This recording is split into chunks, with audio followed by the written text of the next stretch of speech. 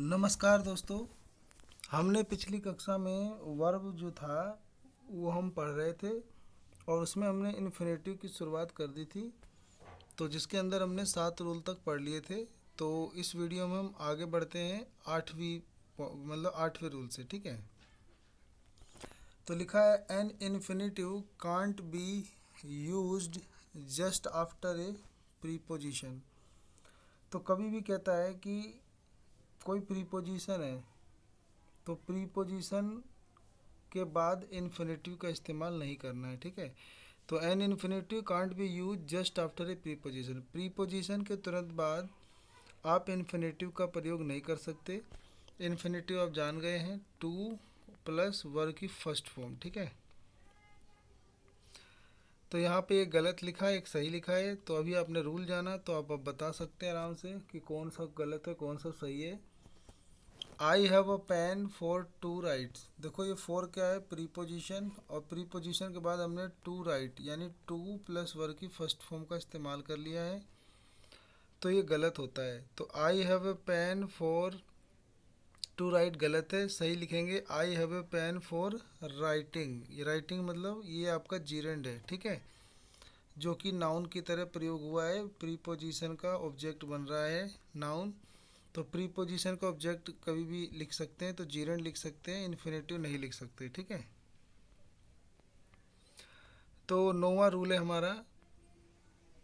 तो नौवां रूल है कि फुल नाउन, ठीक है, noun plus full infinitive comes to show the use of noun. तो नाउन के साथ फुल इन्फिनेटिव का इस्तेमाल आ सकता है, जो कि एक नाउन के यूज़ होने को दर्शाता है।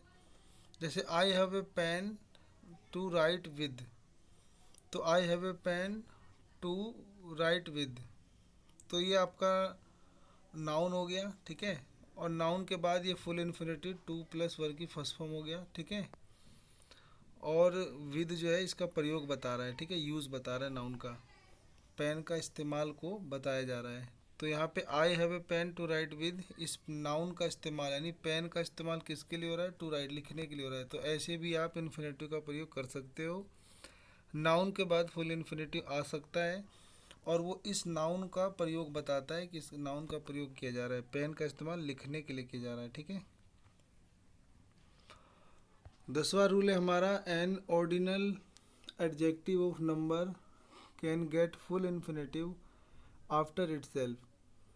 तो एन ऑर्डिनल एडजेक्टिव आप जानते होंगे, जैसे फर्स्ट सेकंड थर्ड ये ऑर्डर बताते हैं। तो ordinal adjective of number can get full infinitive, तो यानी इनके बाद फुल इन्फिनेटिव आ सकता है।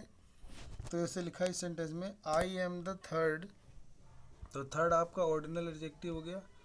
तो I am the third to come here, तो ये जो टू कम है ये नाउन की तरह प्रयोग हो रहा है। ठीक है, और इसके पहले एक ऑर्डिनल एडजेक्टिव लिखा हुआ है, तो ऑर्डिनल एडजेक्टिव के बाद फुल इन्फिनेटिव आ सकता है। ठीक है, तो I am the third to come here, तो ये बिल्कुल सही सेंटेंस हुआ। 11वां रूल होता है कि a superlative form can get full infinitive after itself. ऐसे कहता है एक सुपरलेटिव फॉर्म होता है, जैसे आप जानते हो गुड बेटर बेस्ट, तो ये बेस्ट आपका सुपरलेटिव डिग्री का एडजेक्टिव है। तो ये कहता है a superlative form can get full infinitive, यानी इसके बाद भी फुल इन्फिनेटिव यानी टू प्लस वी वन आ सकता है। तो you are the best to do this work, तो यहाँ पे जो बेस्ट है ये सुपरलेटिव डिग्री का एडजेक्टिव है, इसके बाद full infinitive to plus V one आ सकता है। ठीक है, ये सही सेंटेंस हुआ। 12वां रूल है कि an indefinite pronoun can get full infinitive after itself. तो एक इंडिफिनिट प्रोनाउन होता है, इसके बाद भी फुल इन्फिनेटिव आ सकता है। तो ये जो नोबडी होता है, नथिंग होता है, ये ऐसे प्रोनाउन आप पढ़े होंगे आपने, इंडिफिनिट प्रोनाउन कहलाते हैं। तो there by nobody to help me, तो देखो ये जो नबडी है ये इंडिफिनिट प्रोनाउन है, इसके बाद टू प्लस वर्ब की फर्स्ट फॉर्म यानी फुल इन्फिनेटिव का प्रयोग हो सकता है, और यहाँ भी हुआ है टू इट। तो there by nobody to help me और I have nothing to it, तो इन दोनों में जो नोबडी और नथिंग है इनके बाद फुल इन्फिनेटिव का प्रयोग किया जा सकता है। ठीक है, तो इसका प्रयोग सीख रहे हैं हम। Can could may might, can could may might shall should will would must. तो इनके बाद कभी भी बेयर इन्फिनेटिव का प्रयोग होता है, यानी सिर्फ वर्ग की फर्स्ट फॉर्म टू का प्रयोग नहीं होता है। तो I can to do this work ये गलत है, क्योंकि कैन एक मॉडल है और मॉडल के बाद बेयर इन्फिनेटिव का इस्तेमाल होता है, टू प्लस वर्ग की फर्स्ट फॉर्म का नहीं, ये गलत है। तो इसलिए हमारा सही सेंटेंस बनेगा I can do this work, ये आपका सही सेंटेंस है। ठीक है, तो याद रखेंगे मॉडल के बाद फुल इन्फिनेटिव नहीं आता, बेयर इन्फिनेटिव यानी सिर्फ फर्स्ट फॉर्म आता है। ठीक है, मेन वर्ब का फर्स्ट फॉर्म। ऐसी 14वां रूल है कि यूज्ड और ओट टू, मतलब सुना होगा आपने, यूज्ड और ओट के बाद फुल इन्फिनेटिव आता है, यानी इनके बाद टू फिर वर्ब की फर्स्ट फॉर्म आता है, टू फिर वर्ब की फर्स्ट फॉर्म आता है। ठीक है, तो लिखा है कि आई यूज्ड प्ले क्रिकेट। तो आई यूज प्ले क्रिकेट गलत हो गया, क्योंकि इसका इस्तेमाल मॉडल की तरह किया जा रहा है। तो I used to play cricket, अब ये बिल्कुल सही सेंटेंस है। ठीक है, यदि नीड तथा डेयर वाक्य में ऑक्सिलरी वर्ब का कार्य करें, तो कभी कभी ये दोनों मेन वर्ब का भी काम करते हैं, लेकिन कह रहा है कि अगर ये दोनों ऑक्सिलरी वर्ब का काम करें तो इनके बाद बेयर इन्फिनेटिव आता है, यानी सिर्फ वर्ब की फर्स्ट फॉर्म आती है। जबकि यदि ये मेन वर्ब का कार्य करें तो इनके बाद फुल इन्फिनेटिव आता है।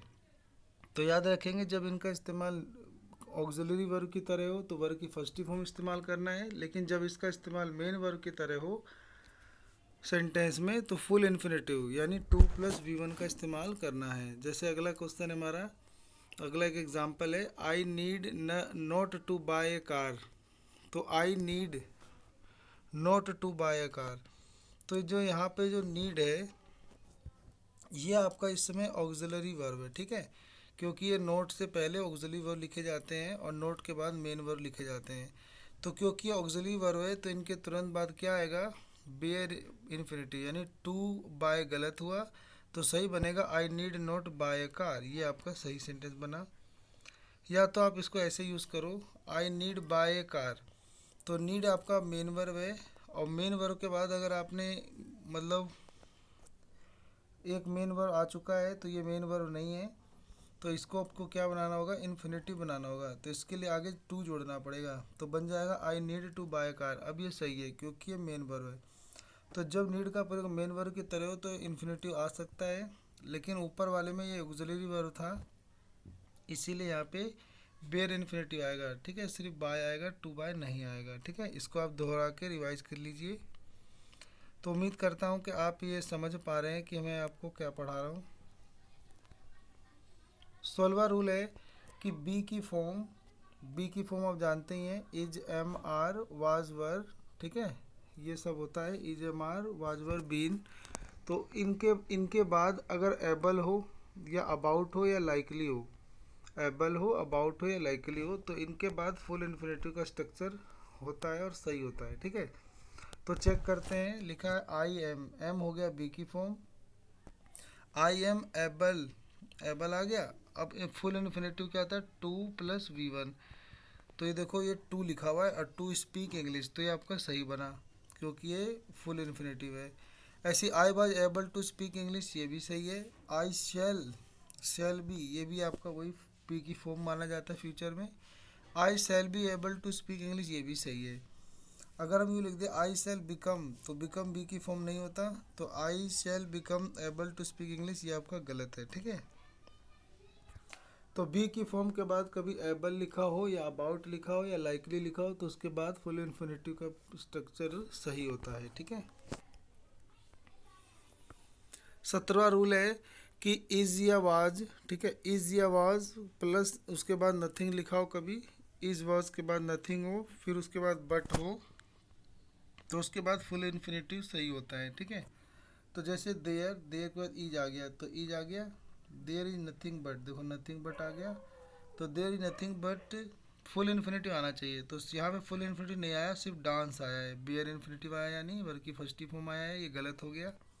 तो there is nothing but dance on the stage, तो ये सेंटेंस का स्ट्रक्चर गलत है, तो सही बनेगा there is nothing but to dance on the stage. अब ये आपका सही है क्योंकि इज या वाज इसके बाद अगर नथिंग लिखा हो और बट लिखा हो तो उसके बाद फुल इन्फिनेटिव आता है, ठीक है, तो इसीलिए सही सेंटेंस हुआ।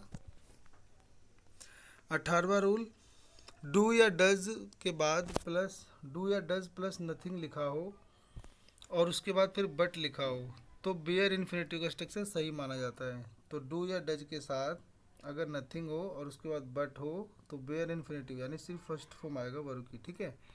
तो लिखा है he does nothing but to play cricket. तो he does nothing but to play, देखो यार टू लगने से सेंटेंस गलत हो गया, तो नीचे वाला सही बनेगा ही does nothing but play cricket. ये आपका स्ट्रक्चर सही है, क्योंकि जब डू या डज होता है हेल्पिंग वर्ब, मतलब डू या डज का प्रयोग होता है जब और उसके बाद नथिंग और बट लिखा हो तो फिर बेयर इन्फिनिटी यानी वर्ब की फर्स्ट फॉर्म प्ले सही है, टू प्ले गलत हो जाएगा, ठीक है। 19वां रूल है कि too plus adjective too too too के बाद कुछ एडजेक्टिव पाया जाए, फिर उसके बाद full infinitive come to show one's inability. तो ये इसका जब ऐसे चीज़ों का जब प्रयोग होता है तो ये कोई एबिलिटी को बताने और दर्शाने के लिए आता है। जैसे लिखा है he is too weak to walk, तो ये ना जो टू है ये एक एडवर्ब होता है, ठीक है। इसके बाद यहाँ पे वीक एक एडजेक्टिव आया, तो एडजेक्टिव के बाद फुल इन्फिनेटिव यानी to plus V one, to walk जो होता है टू प्लस वी वन है। तो ये स्ट्रक्चर अगर कभी ऐसा आ रहा है तो ये क्या बता रहा है, तो ये ना अयोग्यता बता रहा है कि he is too weak to walk, वो इतना कमज़ोर है कि चल नहीं सकता है, तो इसकी ना वो बताया जा रहा है इन एबिलिटी, यानी इसकी ना कमियां, इसकी अयोग्यता बताया जा रहा है कि वो चल नहीं सकता क्योंकि वो कमज़ोर है, ठीक है। 20वां लिखा है कि एडजेक्टिव के बाद कभी आपको प्लस इन्फिनेटिव मिले, किसी एडजेक्टिव के बाद मतलब इनफ मिले, इनफ उसके बाद फुल इन्फिनेटिव अगर आता है तो come to show one's ability, तो ये किसी की योग्यता बताता है। जैसे Ram is smart enough to do this work, तो ये जो स्मार्ट है ये एडजेक्टिव हुआ और एडजेक्टिव के बाद इनफ आया, तो इनफ के बाद फुल इन्फिनेटिव अगर आया टू डू, तो ये क्या बता रहा है, किसी की योग्यता बता रहा है कि Ram is smart enough to do this work, यानी इस काम को करने में जो राम है वो काफ़ी स्मार्ट है, तो यानी राम की योग्यता यहाँ पे बताया जा रहा है और ये ऐसे स्ट्रक्चर में फुल इन्फिनेटिव आता है, ठीक है।